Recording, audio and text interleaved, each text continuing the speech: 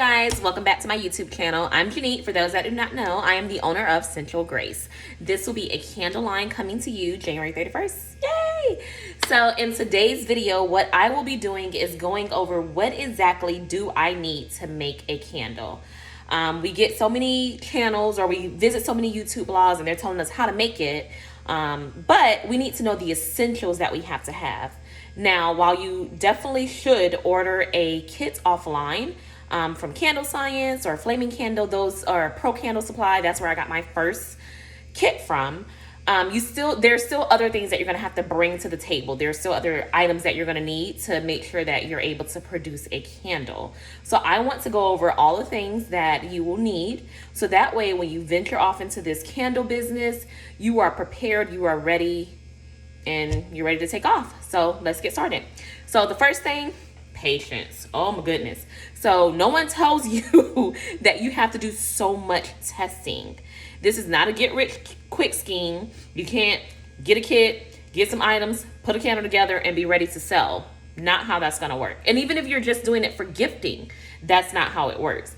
You have to have patience. There is so much testing and trial and error that goes into this that I think people really need to be cognizant about, and they really need to be able to have that patience going into it, knowing that my candles might not be all of that, even if I follow these instructions, 100%. Now, one thing with the kits is the wick and the container that they give you in the kit usually have been tested, tried, and proved through the company that's supplying you with that product.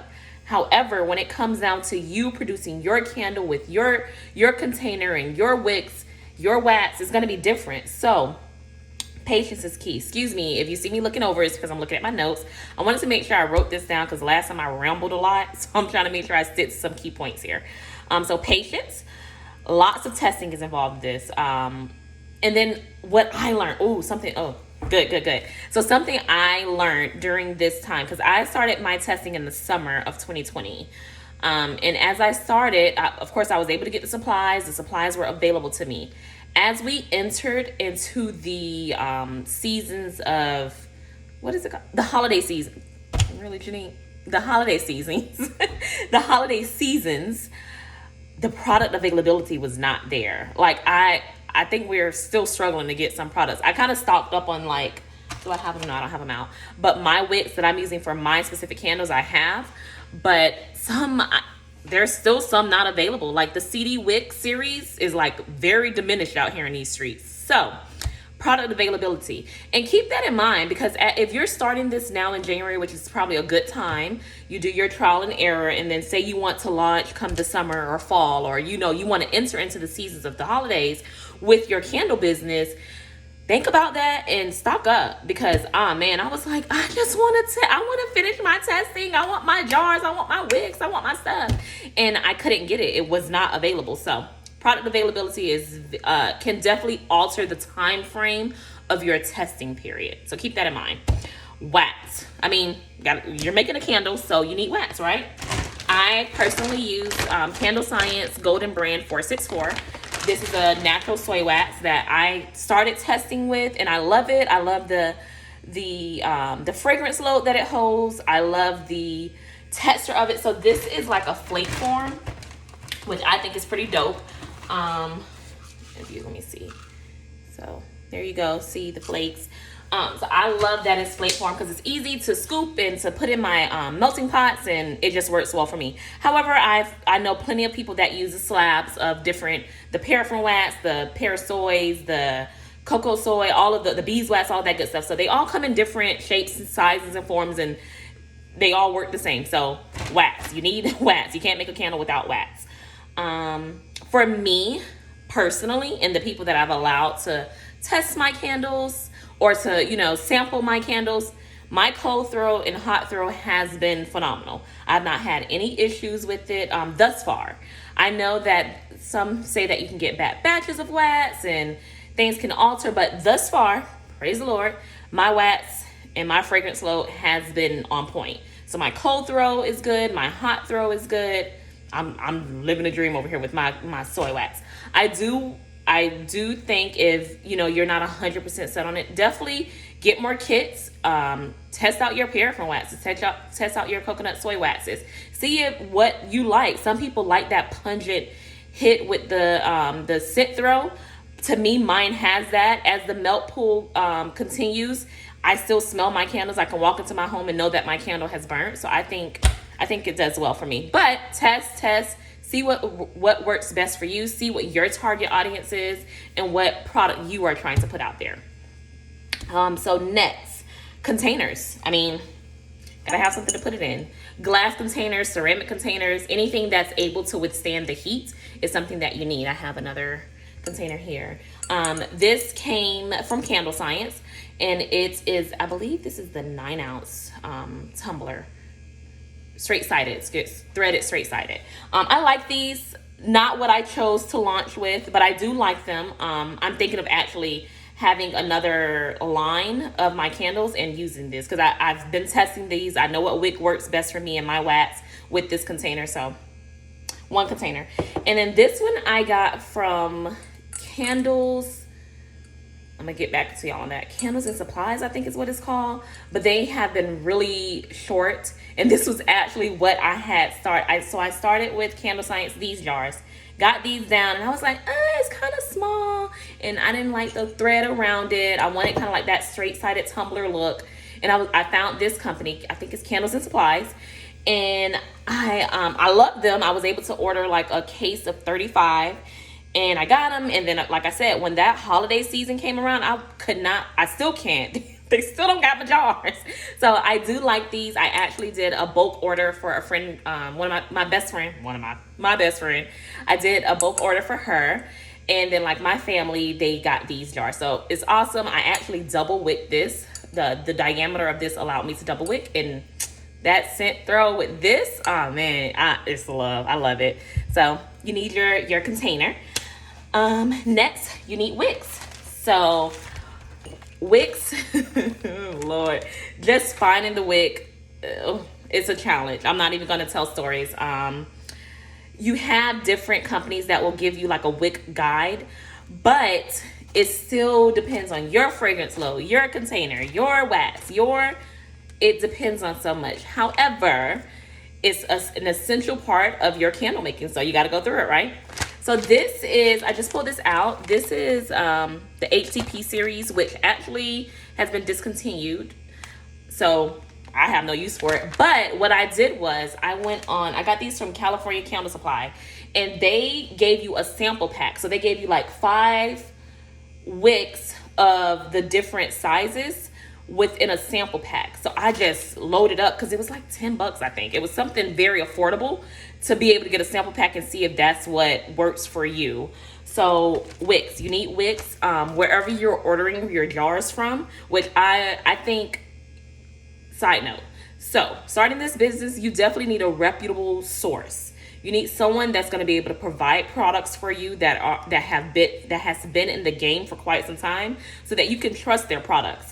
California Candle Supply, I know, is a good company, as well as Candle Science. I get the majority of my stuff from Candle Science. So I love Candle Science, but this was really cool. If you just want to test out a whole bunch of wicks, I got the HTP series, the Eco Wick series, the CDC series. So I got a whole bunch and I just tested them. And then I found out, because the HTP wick was working for me, and then I found out they were going to be discontinued. So I had to venture off and start looking for other wicks, which I decided to go with the CD wick. So that's my little spiel. And then you need, of course, the fragrance oil.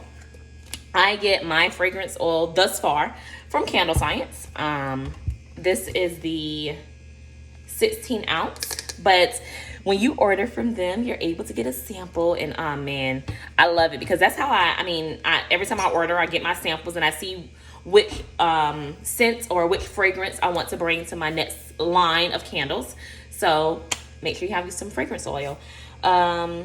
Again, like I say, purchase that from a reputable source. You want someone that has tested, someone that does not have any additional additives, because there's certain additives that may not be skin safe or allergen safe. So just do your research, do your homework, make sure the company that is supplying you with your candle supplies is a reputable source and a source that can be trusted. I think I seen fragrance oil.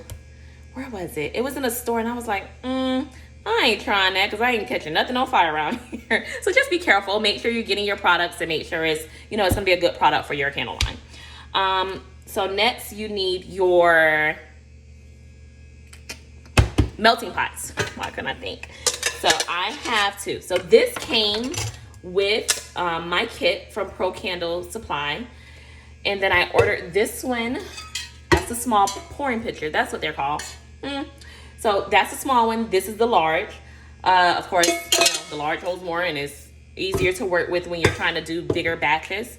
With this one, I could probably do, for the jars that I have now, I could probably do 3 safely. With this one, I could do 5 to 6. So it depends, but I think that's a good guess for me for my jars. Of course, if you have a bigger container, then you'll need more space in your pouring pitcher, which will require you to either, you know, use a couple. But right now I just have those 2. It's working well for me. I do eventually want to invest into a Presto pot. I think they are bomb. The reviews have been so good. Everyone I'm seeing, I'm like, oh, I want a Presto pot, but I want to, you know, start slow and I'll venture off into that area. However, a Presto pot is an option. So if that's something you want or you feel like you need, go ahead and get your Presto pot. I know they have them on Amazon. So that's a good investment, I do believe. Now with the pouring pitchers, however, you do need to do the double boiler method and you need a pot. So I just use this. Both of them fit inside with no problem. I fill it up with a 1/2 inch to 1 inch of water and I just let it boil. And I do it on my stovetop. Now, however, you can invest in a portable hot plate, which could be used to, you know, heat up your water and allow your wax to melt. So it's per your choice. But when you get your kit, because I do recommend you getting the kit, make sure you'll need the double boiler method, which will be you getting a pot. Do not reuse that pot. I don't even try to get wax in here, and there's a little bit. So that's not cooking safe. That's a hazard. Don't do that. So next we talked about wicks. Oh, something to steer with. I found this. Shout out to Lady Simone because she had one and I was like, oh, I do too, and I don't use that thing. So I use this to steer my fragrance oil into my wax. It works wonders. Don't got a problem. It hasn't melted. It's just like a straight-sided spatula for icing, but I don't use it. So that is what I have to steer. You want to make sure you're steering at a nice, steady, slow, steady pace for about 2 to 3 minutes to make sure that you get all that fragrance wrapped into that wax. Make sure it binds. Make sure you don't see any of that fragrance oil floating. Good. So you also need a thermometer to measure. Each wax is different. With 464, they recommend that you heat up to 185. So you have to be able to measure that. There is no guessing games. So you want to make sure that you have a thermometer. And then I have another one. I bought this one. That way I'm able to read it like as I'm looking versus trying to look at the gauge as it's in the pot. And it was a little annoying. But this one doesn't look like I want it to. So I want to invest into a thermal one. Memory Box Candle Co. is the one that told me about the thermal one. So I am looking into that. You need wick holders. Again, this will come with your kit, but you'll need more. I have so many of these things. Oh, look at me. I have so many. And then I have a whole box full of them. So you'll need those because this is what holds your wick in place in your container. Once you pour for your wax to settle and solidify, you'll need to be able to hold it in place with a wick holder. So you'll need that. You'll need warning labels. I ordered these. I ordered these from California Candle Supply. I have not used them. I don't plan on using them. So I'll probably do like some form of a giveaway for those that are starting out. I'll probably do some form of a giveaway and give these away. It's 100 count. So, okay. I make my own labels, my warning labels, as well as my actual candle label. So I do that using Canva. I have Canva Pro and I make my own labels that way. But you don't got to do all that. They have this stuff out there. Use it. 100 count is $4.75 from California Candle Supply. They also sell them at Candle Science. So it's not that big of a deal for you to have to go out and make your own and stress yourself. If you don't, don't overwork yourself with this if you don't have to, because the actual testing process and getting your candle made and getting the right fragrance load and the wick combination and adhesion to jars and all that, that is enough stress. So if you don't have the time or you don't have the patience, which you got to have to make these candles, but if you don't have it to do these labels, buy them. It's all right, long as it has what you the actual warnings, you know, the hazards that your customer needs to be aware of. Don't worry about it. Alcohol. Go ahead and sanitize everything down. You want to be clean. You want to practice cleanliness. So I use my isopropyl rubbing alcohol. This is 91%. I would say anything, I think it's 70% or greater you would want to use. And then this I got these little Dixie cups, and they're actually like the store brand. I use these to measure out my fragrance oil. I also pulled this out because before I even got those, I was using a measuring cup that I got from the dollar store. It was $1.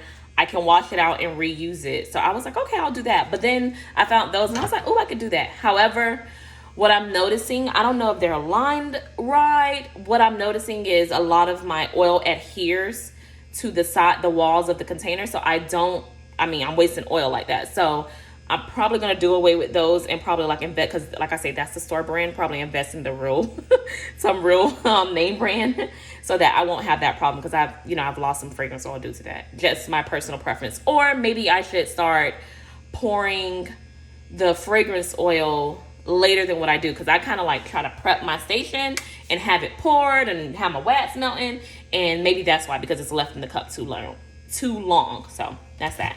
And then of course your handy dandy scale. You can't do nothing. This does not come in no kit. And I didn't realize that until the night I got my kit, and I was like, okay, let me get started.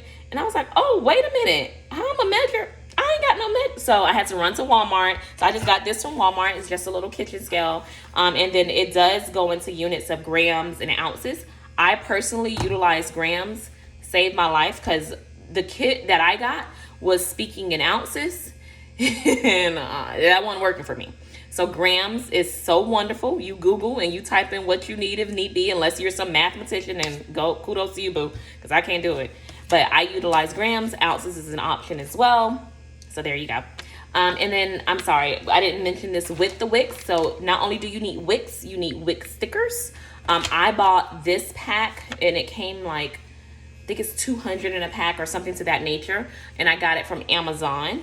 These have stuck wonderfully. I've seen reviews where people have gotten some and their wicks shifted in the jar, or it came up completely, which is a problem, because like I say, this is a fire hazard. So if that wick is not adhering to your jar and then it starts to float and the flame is going everywhere, something gonna catch on fire, and that's not safe. So wick stickers that are good, that's why this is part of your testing. You're making sure this is good. I've also heard of people using a hot glue gun. Sorry, I didn't bring my hot glue gun, but I have not used that method. They hot glue their wicks down, because these are already let me pull out a wick for you. They're pre-tabbed, so you would just put the hot glue on this portion here and stick it into the container. Like I said, I use a wick sticker, so I put the sticky portion on there, take the tape off, and stick it on at the bottom of the container. And my wicks have been my wick stickers have been working for me. So you don't switch things up when they work, honey. So that's that. And at the end of all of that, you got all your stuff. You get a candle. It smells so good. I love it, you guys. This is such a joy to do. I love making candles. It's so soothing. It really gets you in a good mind frame and a good headspace. So even if it's just a hobby, if you want to do this for birthdays, or any form of gifts that you want to be a gift giver and you want to do it with handmade products, I'm telling you, candles are it, man. Who doesn't love a good smelling candle in their home, or in their place of business of some sort? So that for the most part is all. Oh, I tell stories. So in order to remember what you're doing, you need to write on your jar. So here's an old one I have, which by this time I knew what wax and all that, and I knew which wicks I was using and what worked. So right here is I put the initials of the fragrance oil, and then I put what percentage of fragrance oil. That was kind of strong. Took my breath away.